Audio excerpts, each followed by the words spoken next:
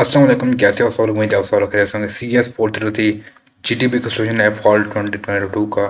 और इस GDP के अंदर आपको नॉर्मलाइजेशन और डी नॉर्मलाइजेशन का पता होगा, आपने पढ़ा होगा। इस GDP में आपने एक सिनेरियो है, उस पर बताना है कि आप उस पर नॉर्मलाइजेशन जो प्रोसेस है वो आप रैशनल डेटाबेस या नॉन रैशनल डेटाबेस पर अप्लाई कर सकते हैं या नहीं कर सकते। तो बहरहाल जो सिनेरियो आपको वहाँ दिया हुआ है उसके मुताबिक हमारे पास जो आंसर है, मैं इसको आपको एलेबरेट करके बताता हूँ और सही से एक्सप्लेन करता हूँ कि आपका आंसर होने क्या वाला है।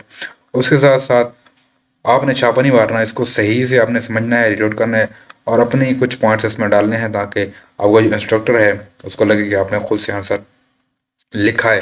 तुम्हारे पास जो सोल्यूशन है वो ये है कि in my opinion we can't apply the normalization process to non rational database. याद रहे कि हम नॉन रैशनल डेटाबेस पर कोई भी नॉर्मलाइजेशन का प्रोसेस अप्लाई नहीं कर सकते।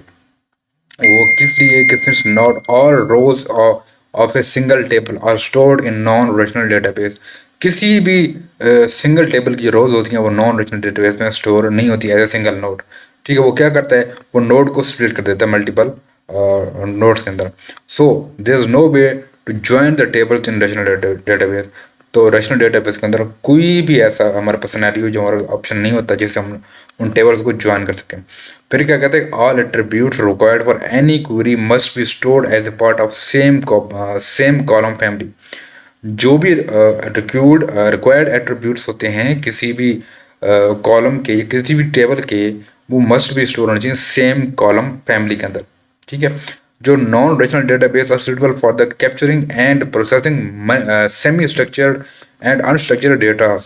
ठीक है, सेमी स्ट्रक्चर जो नॉन रैशनल डेटाबेस हैं वो सुटेबल हैं capturing and processing semi structure या अनस्ट्रक्चर्ड डेटा के लिए, generating from data source over which we have little control. ठीक है, जिस पर हमारा कंट्रोल हो। The volume of data is usually huge and meaning of the data does not require the mean over the time.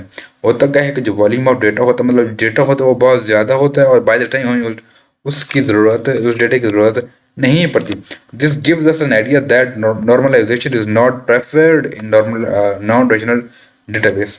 इससे हमें idea क्या मिलता है कि हमारे पास जो नॉन रीजनल डेटाबेस के लिए नॉर्मलाइजेशन है वो सूटेबल नहीं है।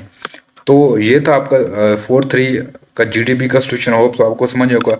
किसी का कोई क्वेश्चन कुछ क्वेरी नीचे कमेंट कर दें। अगर किसी को ये फाइल चाहिए तो हमारे फेसबुक पेज पर मुझसे मैसेज करके ये फाइल ले सकते हैं।